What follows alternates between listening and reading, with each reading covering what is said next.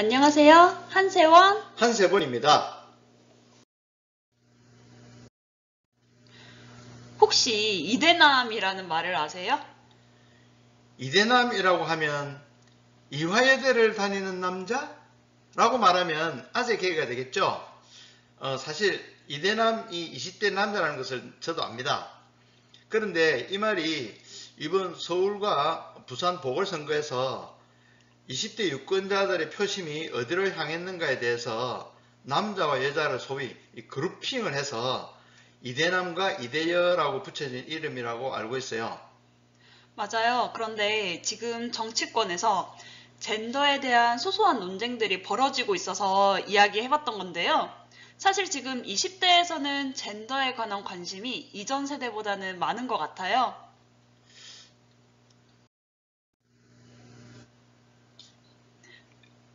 예, 그런 것 같아요. 지금의 젊은이들에게 많은 관심 주제 중에 하나가 젠더라고 알고 있는데요. 지난 서울시장 보궐선거에서 많은 후보들이 여성 문제에 관한 공약을 많이 내놓았는데요. 그런데 사실 이런 움직임은 이전부터 소위 페미니즘이라는 형태로 있어 왔는데 최근에 페미니즘에 대해서 좋은 형태로든 혹은 부정적 형태로든 관심이 부쩍 높아진 것 같아요. 그래서 오늘은 페미니즘에 대해서 이야기해 보려고 하는데요. 그런데 페미니즘이라고 하면 이즘이 붙어서 이데올로기처럼 보이잖아요. 이건 어떻게 보는 게 좋을까요? 예, 작년 10월에 훌륭한 업적을 남기신 이효재 선생님께서 돌아가셨는데요. 이분을 언론에서는 여성운동의 선구자라고 이렇게 했듯이 우리나라에서는 페미니즘을 여성운동이라고 주로 불렀어요. 사실 어떻게 부르는가는 중요하진 않지만 이름을 그 의미를 바로 규정한다는 사실을 중시한다면 정확하게 부르는 것이 좋은데요. 굳이 페미니즘을 우리나라 말로 옮긴다면 여권운동 혹은 그 이론으로 생각한다면 여권이론이라고 부르는 것이 좋을 것 같아요. 아니면 그냥 페미니즘이라고 불러도 무방할 것 같습니다.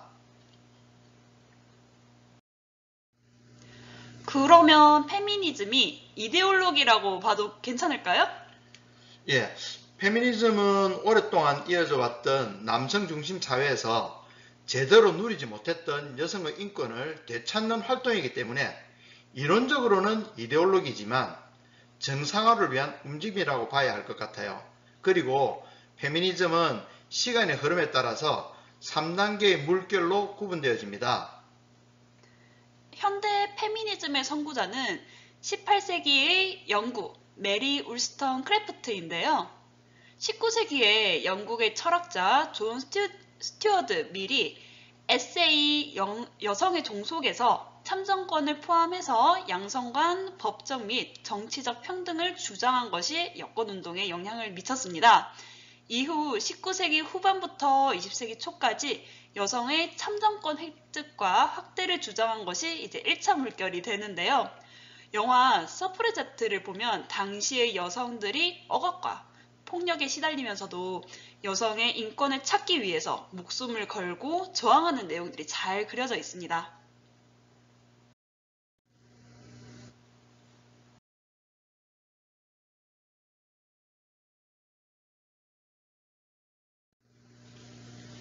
2차 페미니즘 물결은 1960년대부터 1980년대까지 이어진 보다 포괄적인 운동이었는데요. 1차 물결이 법률적 평등을 추구하였다면 2차 물결은 여성의 해방과 세력화에 중점을 두었고 미인대회, 성차별적 언어 사용, 남성폭력 등에 대한 항거와 함께 가사노동에 대해서 유급화를 주장하였어요.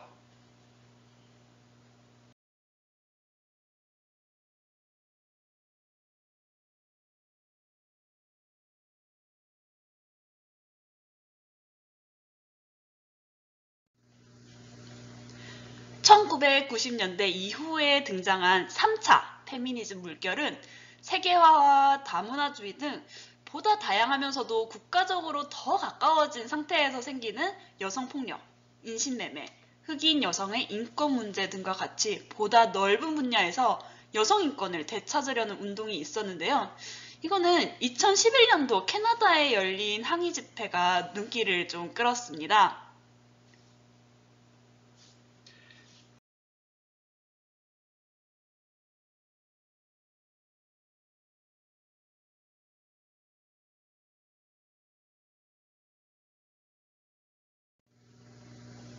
참으로 안타까운 것은 여성들이 성적 피해를 입었을 때 피해자가 피해를 당할 만한 원인을 제공했다고 보는 시각이 아직도 존재하는 것이라고 생각해요. 이것은 명백한 2차 가해라는 것을 지금 우리 사회가 모두 인정하고 있는데도 말이에요. 맞아요. 1차 가해 못지않게 2차 가해도 피해자한테는 심각한 정신적 고통을 준다는 것을 많은 사람들이 인식해야 된다고 생각합니다. 페미니즘의 시대적 흐름을 이제 살펴봤는데요. 이런 운동의 사상적 배경이 있을까요? 당연히 이런 운동에도 기본적 사상에 따라서 운동의 양상이 달라지게 되는데요. 크게 네 가지로 나눠질 수 있어요. 첫 번째로는 자유주의적 페미니즘을 들 수가 있는데요. 젠더의 불평등을 사회문화적 관점에서 바라보고 있어요. 즉 큰 틀에서의 체계나 구조의 문제라고 접근하기보다는 각각의 문제를 해결하는 방식인데요. 예를 들면 직장, 교육 현장, 언론 매체에서 나타나는 차별주의나 여성 배제 관행을 없애는 것에 관심을 두고 법적 진척을 통해 점진적인 방법으로 개혁을 추구하려고 하는데요. 사실 이런 방식으로는 문제를 근본적으로 해결하지 못한다는 비판을 받는 경우가 많습니다. 두 번째로 사회주의적 페미니즘은 자본주의 아래에서 가부장제라는 형태가 남성이 물질적, 경제적으로 부하 권력을 소유하는 관계로 여성이 여기에 굴복하게 되고 또 자본주의는 여성들이 집안에서 무보수로 일을 하게 되는 구조가 되어 있어서 자연스럽게 여성을 착취하게 된다고 보는 관점입니다. 그래서 자유주의적 페미니즘은 문제를 해결하지 못한다고 주장하면서 대책으로는 가족을 재구조화하고 가사노동의 노예성을 없애며 자녀 양육이나 가족 돌봄을 집단적으로 수행해야 한다고 주장하는 입장입니다. 세 번째로 급진주의적 페미니즘이 있는데요.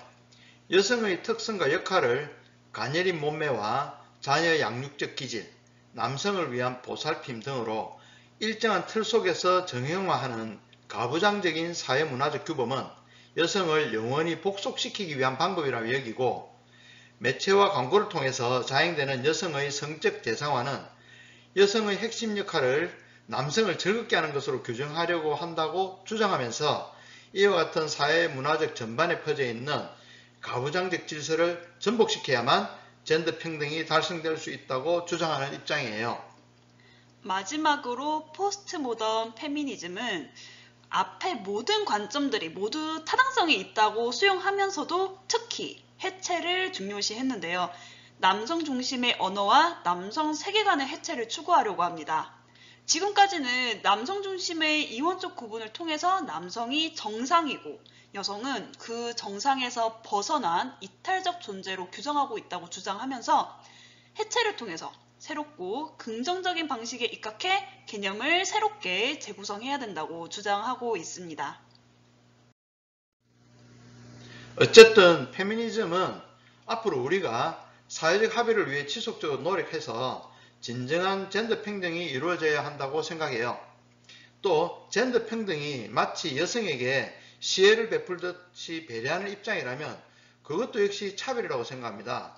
결국은 남성, 여성 관계없이 모든 사람이 하나의 인격체로서 권리를 온전히 누릴 수 있도록 노력하는 자세가 진정한 젠더 평등을 이루는데 가장 필요한 요소인 것 같아요. 오늘은 이만 마칠게요. 다음에도 재밌는 이야기로 찾아올게요. 구독과 구독과 좋아요 좋아요 부탁드려요. 부탁드려요. 안녕. 안녕.